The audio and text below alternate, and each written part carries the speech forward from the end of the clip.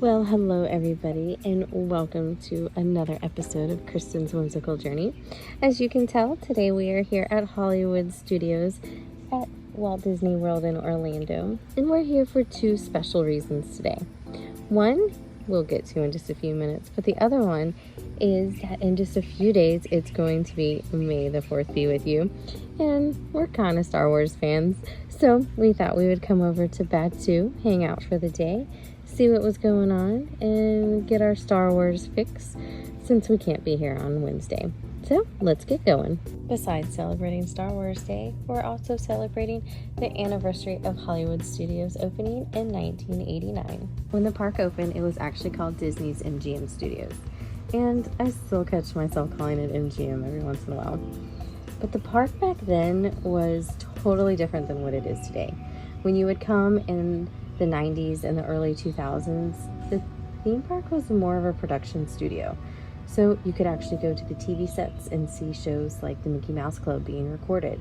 Or when you went on the backlot tour, you would go through different areas where the animators were and they were making different featured films like Mulan.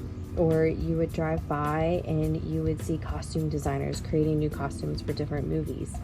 And it was just a different experience than it is today. This all changed in 2004. They closed the production part here and they moved it back to California. Our first stop is over here at Star Tours, and I really love how the Imagineers created this whole outdoor experience where we're first indoor in an Ewok village, and then we go inside and we see our two favorite droids with R2-D2 and C-3PO. Now, this attraction actually opened on December 15th, 1989, and with that experience, we went on an expedition with Captain Rex to Endor with a little bit of a detour. But they did a revamp back in 2011, and I have to say I absolutely love the revamp that they did. So now our captain is C-3PO, and we still go on a little detour. But what is absolutely amazing about the ride is you never know what your experience is going to be.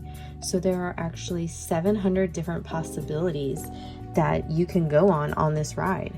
So it's one of those rides where you can come here to the park and you just never know what's going to happen. You never get bored with this ride.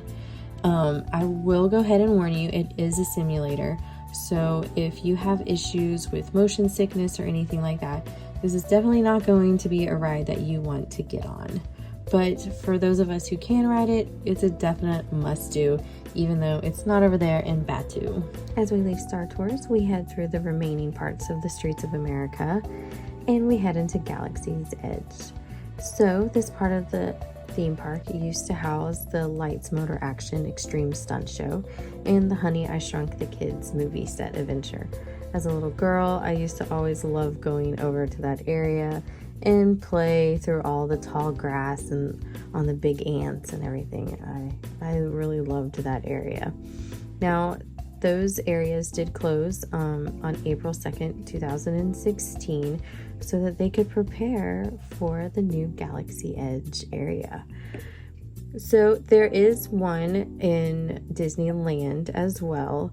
So the one in Disneyland opened up in May of 2019, and then the one here at Hollywood Studios opened up on August 29th of 2019. Now there is a story behind this whole area, and we are actually on the planet of Batuu. Now, if you want to learn more about this whole area, Disney actually did create a comic book miniseries that you can read. I personally have not read it yet, but it is on my list of things to do. So definitely go check that out if you want to learn more about the little backstory behind Batuu and this whole area, which is the Black Spire Outpost. The Disney Imagineers outdid themselves by creating this whole Star Wars land. I mean, when you're walking through, you just feel like you're in the middle of a movie set. Besides the fact that you see a lot of people wearing Mickey ears, and of course I'm normally one of those people.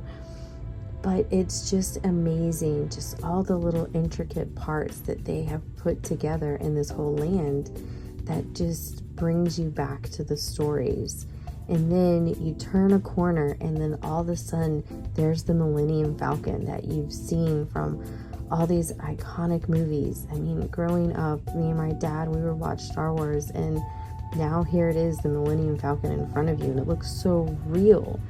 And as we keep walking through Batuu, we can go see one of our old pals with Captain Rex, who's now the DJ over at the Cantina. Now, I do highly recommend that you guys get a reservation for the Cantina before coming to the park. They do offer walk-ups, but those are really hard to come by. Whether you are on the light side or the dark side of the force, there is definitely something here for everybody on Batuu.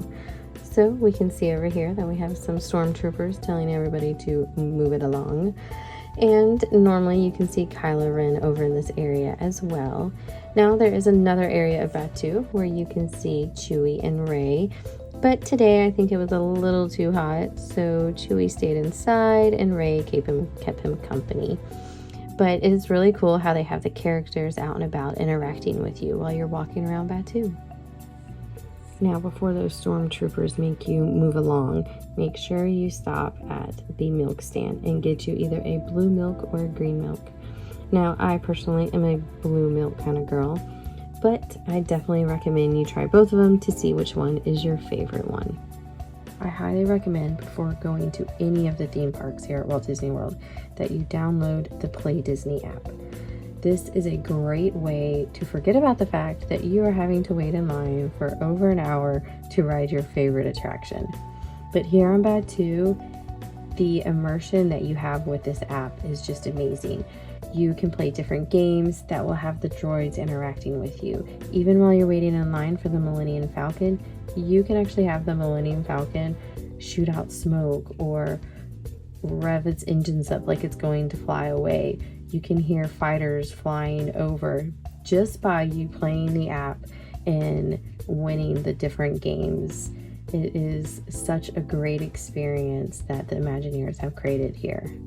Another great experience here is at the Droid Depot. You can actually build your own BB or R series droid in so many different colors. Now, I do highly recommend a reservation. Now, today we did try to do a walk-up and they were completely booked up by like 11 o'clock. So definitely make sure you get that reservation in. You can also build a lightsaber as well, and those definitely book up, so book those early. Now, for somebody who has been coming to the Walt Disney World theme park since she was a baby, I am such a sucker for the nostalgic stuff. But I have to say, Rise of the Resistance is my absolute favorite ride. And when I first rode this ride, I had a complete no spoilers experience with it. So if you want to see a spoiler, you can go watch another YouTube channel. This one will not show you the spoiler. This is the only extent of the ride I'm actually going to show you. So please, if you go to Batuu and it is a 85-minute wait, just do it. You can play the Play Disney app and have that whole experience while you wait in the line, because I promise you, you are going to just be amazed by this whole experience that you go on as you ride the Rise of the Resistance. Well guys, as I head out of the park, I want to say thank you so much for joining me today as I took you on a journey through Batuu for Star Wars Day, a couple days early, and as we celebrated Hollywood Studios anniversary. So guys, don't forget to hit the subscription button, hit the like button, and don't forget to go out, explore, have fun, and learn.